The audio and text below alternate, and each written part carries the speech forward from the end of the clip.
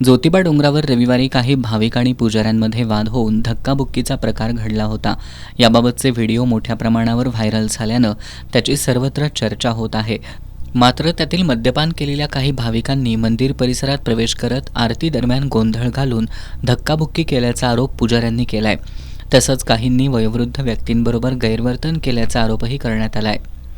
काल मंदिरामध्ये जो प्रकार झाला, सकाळी 8 वाजल्यापासून ते 1-1:30 वाजेपर्यंत परिते गावचे लोक पूर्ण नशेत धुंद होते आणि त्यांनी इथं येणाऱ्या भाविकांना वगैरे भरपूर त्रास दिला। महिला वर्गाची छेडछाड वगैरे केली आणि ह्या गोष्टीचा गुरव समाजाचा अध्यक्ष ह्या नात्याने मी पहिला निषेध करतो। थोडक्यात म्हणजे इथं येणारा भाविक तो सगळ्याच प्रकारचा आहे, पण आपल्यामुळं बाकीच्या यात्रेला त्रास होऊ नये हे त्यांनी लक्षात घ्यायला पाहिजे होतं। त्यांनी नशेत असताना काल देवस्थान कर्मचारी, पोलीस कर्मचारी, इथले पुजारी वर्ग वगैरे येणारा भाविक ह्या सगळ्यांनाच त्यांनी त्रास दिला आणि कोणीतरी एका वार्ताहरानं किंवा मीडियामधल्या एका कोणीतरी फक्त एक बाजू बघून ती बातमी सगळीकडं पाठवली।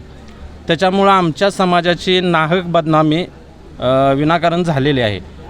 त्याबद्दल मी ह्या कालच्या गोष्टीचा, ज्यांनी हे सगळं व्हायरल केलं आहे त्यांचा निषेध करतो आणि आज त्याचा निषेध म्हणून गावातील सर्व दुकानदारांनी दुकानं बंद केलेली आहेत। मंदिरं सुरळीतपणे चालू आहेत, भाविकांना कसलाही त्रास न होता दर्शन चालू आहे।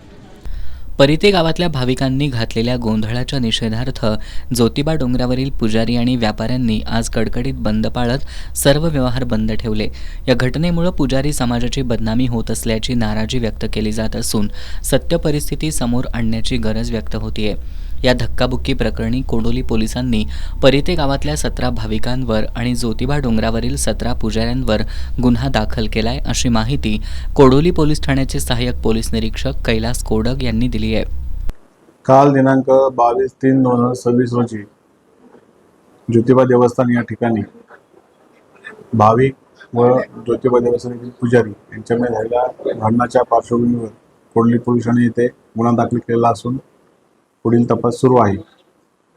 झालेली घटना निंदनीय असून अशा प्रकारची घटना इथून पुढे होणार नाही याची दक्षता देवस्थान समितीकडून घेतली जाईल, अशी ग्वाही ज्योतिबा देवस्थानचे व्यवस्थापक धैर्यशील तिवले यांनी दिली आहे। नमस्कार। श्री केदारलिंग देवस्थान वाडी रत्नागिरीकडे दिनांक 22/3/2026 रोजी परिते गावाकडील सासनकाठीधारक सकाळी मंदिरामध्ये आले होते। त्यांनी सासनकाठी मंदिर परिसरात फिरवत असताना आपली आरती जी दर रविवारी देवाची आरती बाहेर पडते, त्या आरतीच्या वेळी आरतीमधल्या पुजाऱ्यांना तसेच इतर कर्मचाऱ्यांची धक्काबुक्की केली। त्यानंतर सदर सासनकाठीधारकांना आमच्या कर्मचाऱ्यांनी पुढे पाठवले होते, परंतु त्यांनी पुन्हा आरती संपल्यानंतर परत पुजाऱ्यांच्यावर वाद घातला।